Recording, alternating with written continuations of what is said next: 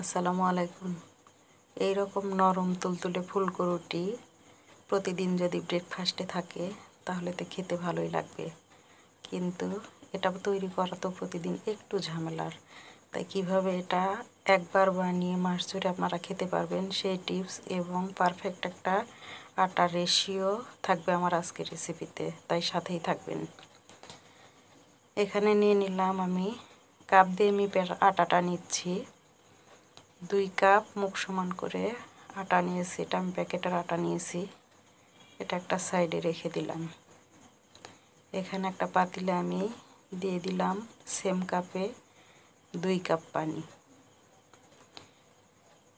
এভাবে আপনারা নেবেন, দেখবেন পারফেক্ট একটা আটা তৈরি করতে পারবেন, সিদ্ধ আটা। আমি এখানে স্বাদ মতো নিয়ে নিলাম লবণ। এই পর্যায়ে দেখুন পানিতে কিন্তু বলক আসেনি, কিন্তু এসে যাবে। বলক আসার আগ মুহূর্তে আমরা পুরো আটাটা দিয়ে দিলাম। পানিতে যদি বলক চলে আসে তারপর যদি আটাটা দেন তাহলে কিন্তু সিদ্ধ হওয়ার পর এটা অনেকটা আঠালো হয়ে যাবে, জাস্ট মেলতে চাইবে না। রুটিটা বেলতে একটু কষ্ট হবে। এই পর্যায়ে দেখুন আমার আটাটা পারফেক্টভাবে সিদ্ধ হয়ে গেছে। আমি যেভাবে পারফেক্ট একটা মেজারমেন্ট দেখালাম এভাবেই করে নেবেন। আপনাদের যদি কম বেশি সামান্য মনে হয় যে নরম, তাহলে আটা অ্যাড করে নিতে পারবেন। তবে আমার কিন্তু এক্সট্রা আটা দেয়া লাগেনি। আমি এখানে বোর্ডের উপর সিদ্ধ আটাগুলো নিয়ে নিলাম। এগুলো আমি হাতের সাহায্যে একটু চেপে চেপে স্মুথ একটা ডো তৈরি করে নেব। দেখুন আমি কিভাবে করছি। এটা কিন্তু গরম থাকা অবস্থায় করতে হবে। জাস্ট শুকনো আটা একটু হাতে নিয়েই আমি এটাকে খুব আলতোভাবে হালকা চাপ দিয়ে দিয়ে ঘুরিয়ে নিচ্ছি এবং সুন্দর একটা ডো তৈরি হবে। আটাটা কিন্তু আমার অনেক সফট হয়েছে, দেখেই নিশ্চয়ই বুঝতে পারছেন। দেখুন আমার মেখে নেওয়া কমপ্লিট। আমি এখন রুটিগুলো বেলতে চলে যাব। এবার মেখে রাখা আটা থেকে অল্প করে নেব এবং রুটিগুলো তৈরি করব। যে যতটা ছোট বড় করতে চান সেভাবে নেবেন। এবার এটাকে একটু ঘুরিয়ে ঘুরিয়ে স্মুথ করে গোল করে নিলাম।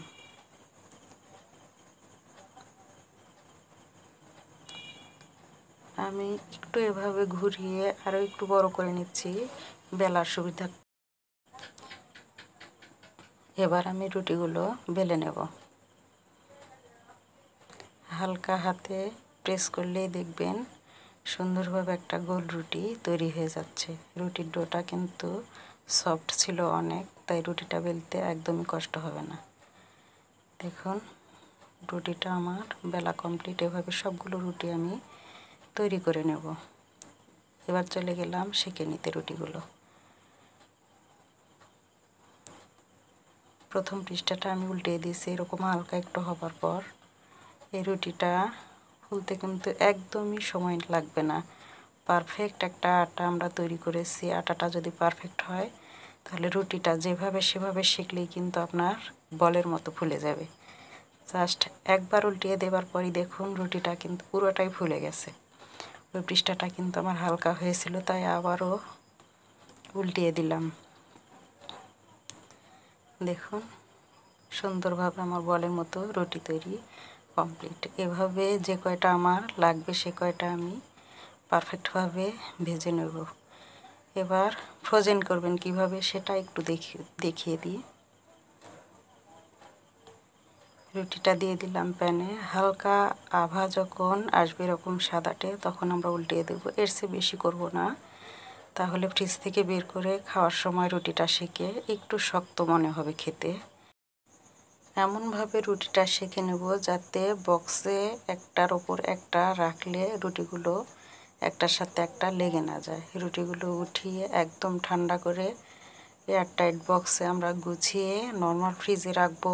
8 দিন মতো রেখে খেতে পারবো এবং ডিপ ফ্রিজে রাখলে 2 থেকে 3 মাস খেতে পারবো। যখন রুটিগুলো আমরা ভাজবো তার 10 মিনিট আগে রুটিগুলো বের করে ভেজে নিলেই পারফেক্ট রুটি তৈরি হয়ে যাবে এবং মনে হবে খেতে এক্ষুনি রুটিগুলো তৈরি করা হলো। একবারে পুরো বক্স বের করতে যাবেন না, যে কয়টা প্রয়োজন সেই কয়টা বের করে ভেজে নেবেন। ভিডিওটি ভালো লাগলে অবশ্যই একটা লাইক দিয়ে উৎসাহিত করবেন এবং সাবস্ক্রাইব করে পাশে থাকবেন।